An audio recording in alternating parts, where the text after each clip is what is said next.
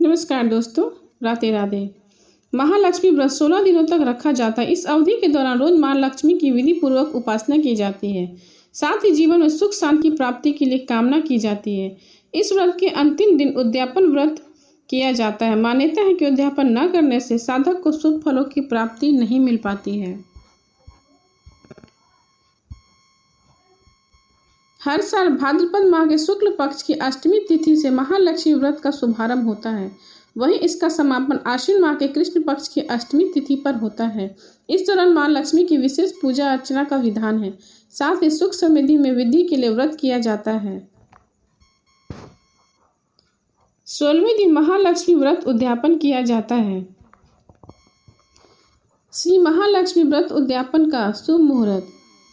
पंचांग के अनुसार आश्विन माह के कृष्ण पक्ष की अष्टमी तिथि की शुरुआत 24 सितंबर को शाम 5:45 पर होगी। वहीं इस तिथि का समापन अगले दिन यानी 25 सितंबर को 4:44 पर होगा। महालक्ष्मी व्रत का उद्यापन 24 सितंबर को किया जाएगा। महालक्ष्मी व्रत के दिन उद्यापन की विधि। महालक्ष्मी व्रत के दिन ब्रह्म मुहूर्त में उठे और दिन की शुरुआत मां लक्ष्मी के ध्यान से करें। घर की अच्छे से साफ सफाई करें, स्नान करके साफ वस्त्र धारण करें। चौकी पर मां लक्ष्मी की प्रतिमा को विराजमान करके साथ ही पूजा स्थल पर सोने चांदी के सिक्के रखें। महालक्ष्मी व्रत की शुरुआत 16 गांठों वाले धागा बांधने का विधान है। इस धागे को महालक्ष्मी के व्रत के अंतिम दिन पूजा के दौरान अपने हाथ में बांध लें। जब देसी घी के 16 दीपक जलाएं और विधि पूर्वक मां लक्ष्मी की पूजा करें। व्रत के अगले दिन इस धागे को तिजोरी में रखें। मान्यता है कि इसके धन धान्य की कमी नहीं होती। पूजा में मां लक्ष्मी को चढ़ाएं ये चीजें। पूजा के दौरान इन बातों का विशेष ध्यान रखना चाहिए। महालक्ष्मी व्रत उद्यापन के दिन मां लक्ष्मी को 16 गिनती वाली सारी चीजें अर्पित करनी चाहिए, जैसे 16 श्रृंगार, 16 लौंग।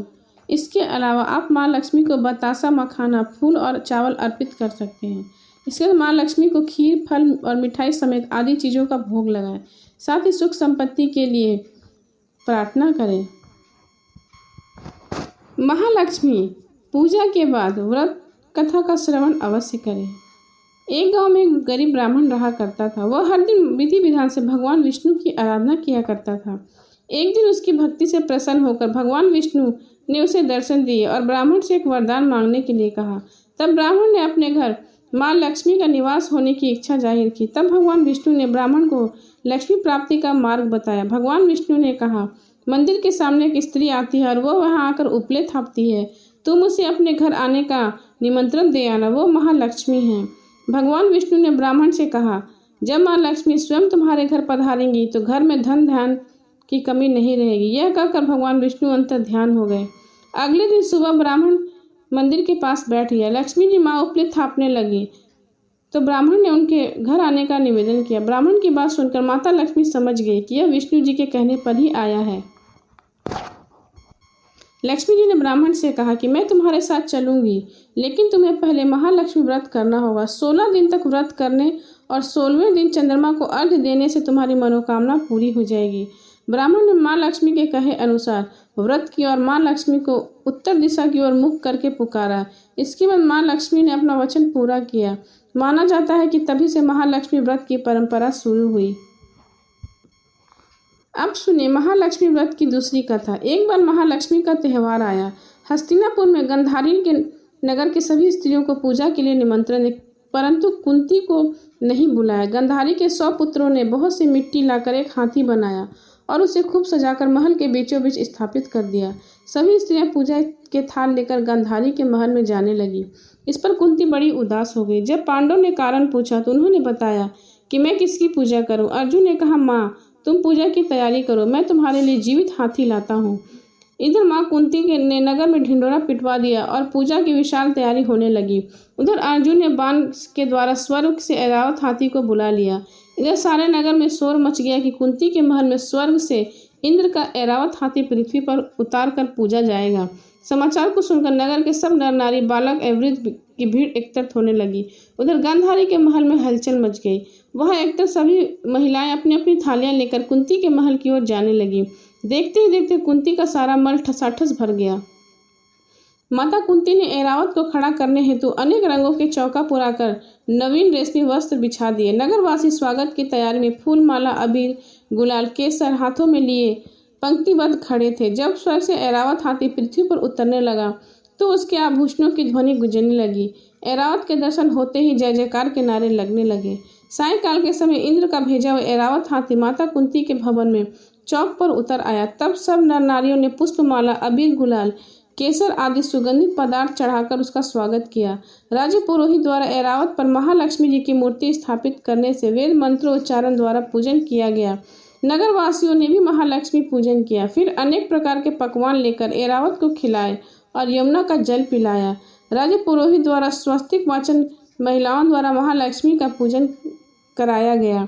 16 गांठों वाला डोरा श्री लक्ष्मी जी को चढ़ाकर अपने अपने हाथों में बांध लिया। ब्राह्मणों को भोजन कराया। दक्षिणा के रूप में स्वर्ण आभूषण, वस्त्र आदि दिया गया। तत्पश्चात महिलाओं ने मिलकर मधुर संगीत के साथ भजन कीर्तन की संपूर्ण रात्रि महालक्ष्मी का व्रत जागरण किया। दूसरे दिन प्रातः राज पुरोहित जी के द्वारा वेद मंत्र और उच्चारण के साथ जलाशय एवं श्री महालक्ष्मी जी की मूर्ति का विसर्जन किया गया और ऐरावत हाथी को सम्मान के साथ विदा करके इंद्रलोक भेज दिया गया। इस तरह से माता कुंती का महालक्ष्मी व्रत पूरा हुआ और तभी से आश्विन माह के अष्टमी तिथि को महालक्ष्मी व्रत का उद्यापन होने लगा। प्रेम से बोले महालक्ष्मी की जय। कथा के बाद जरूर करें महालक्ष्मी व्रत की चालीसा। मातु लक्ष्मी करी कृपा, करो हृदय में वास, मनोकामना सिद्ध करो मेरी प्रभु की आस। सिंधु सुता विष्णु प्रिय, नत सिर बारंबार, रिद्धि सिद्धि मंगल प्रदे, नत सिर बारंबार। यही मोर अरदास, हाथ जोड़ विनती करो, सब विधि करो सुवाय, जन जगनी जगदम्बिका। सिंधु सुता में सुमरन तो ही, ज्ञान बुद्धि विद्या दो मोही, तुम समान नहीं कोई उपकारी, जब विधि प्रभु आप हमारी। जय जय जगत जननी जगदम्बा, सब कहे तुम्ही स्वलंबा। तुम हो घट घट के वासी, विनती यही हमारी खासी। जग जननी जय सिंधु कुमारी, दीनन की तुम हो हितकारी। विनियो नित तुम्ही महारानी, कृपा करो जग जननी भवानी। के ही विधि स्तुति करूँ मैं तिहारी, सुधि लीजिए अपराध विसारी। कृपा दृष्टि चितवो मन मोरी, जगत जननी विंतु सुन मोरी। ज्ञान बुद्धि जय सुख की दाता, संकट हरो हमारी माता। क्षीर सिंधु जब विष्णु मथायो, 14 रथ सिंधु में पायो। रत्न 14 में तुम सुख राशि, सेवा क्रियो प्रभु बनिदासी। जब जब जन्म लिहा प्रभु लिन्हा, रूप बदल तब सेवा किन्हा। स्वयं विष्णु जब नंद तनुधारा, लियो पुरी अवतारा। तब तुम प्रकट जनकपुरी माही, सेवा कियो हृदय पुलकारी। अपनायो तो ही अटयारे, विश्व विदित त्रिभुवन की स्वामी। तुम सब प्रबल शक्ति नहीं आनी, कहता महिमा कहो बखानी। मन क्रम वचन करे सेवकाई, मन इच्छित वांछित फल पाई। तजी छल कपट की चतुराई, पूजहि विधित भांति मन लाई। और हाल में कहूँ बुझाई, जो यह पाठ करे मन लाई। ताको कोई कष्ट न कोई, इच्छित मन फल पावे सो पाए। त्राहि त्राहि जग दुख निवारणी, त्रिपुतिता भवन हारिणी। जो ये चालीसा पढ़े पढ़ावे, इससे ध्यान लगा सुने सुनावे। ताको कोई न रहे रोग सतावे, पुत्र आदि संधन संपत्ति पावे। पुत्रहीन और संपत्तिहीना, अंध बहिर कोढ़ी अति दीना। ब्रे बुलाए कर पाठ करावे, शंका दिन में कभी न लावे। पाठ करे दिन चालीसा, ता पर कृपा करे गौरीसा। सुख संपत्ति बहुत सी पावे, कभी नहीं काबू है आवे। 12 मास करे जो पूजा, ते ही समधन और नहीं दूजा। प्रतिदिन पाठ करे मन माही, उन सब कोई जगत नहीं। बहुविधि क्या करूँ बड़ाई, ले परीक्षा ध्यान लगाई। करे विश्वास करे तो नेमा, होए सिद्धि उपजे उर प्रेमा। जय जय जय श्री लक्ष्मी महारानी, सब में व्यापित जो गुण खानी। तुम तेज प्रबल जगमाही, तुम सब कोई दयालु नहीं काही। मोहि अनाथ है सुधि बल्ली, जो संकट काटी भक्ति मोहि दीजियो। भूल चूक करी क्षमा हमारी, दर्शन दीजिए दशा निहारी। बिन दर्शन व्याकुल अधिकारी, तुम ही अक्षत दुख सहित भारी। नाही मोहि ज्ञान बुद्धि तन में, सब जानत हो आप अपने मन में। रूप चतुर्भुज करके धारण, कष्ट मोर अब करूँ निवारण। कहीं प्रकार में करूँ बड़ाई, ज्ञान बुद्धि मोहि नहीं अधिकाई। रामदास अब काहि पुकारी, करो तुम विबुद्धि हमारी। त्राहि त्राहि दुख हारनी, हरो बेगी सब त्रास। जयति जयति जय लक्ष्मी, करो शत्रुधन का नाश। रामदास धरि ध्यान नित विनय करत जोर, मातु लक्ष्मी दास पर करहु दया की ओर। प्रेम से बोलिए माता लक्ष्मी की जय।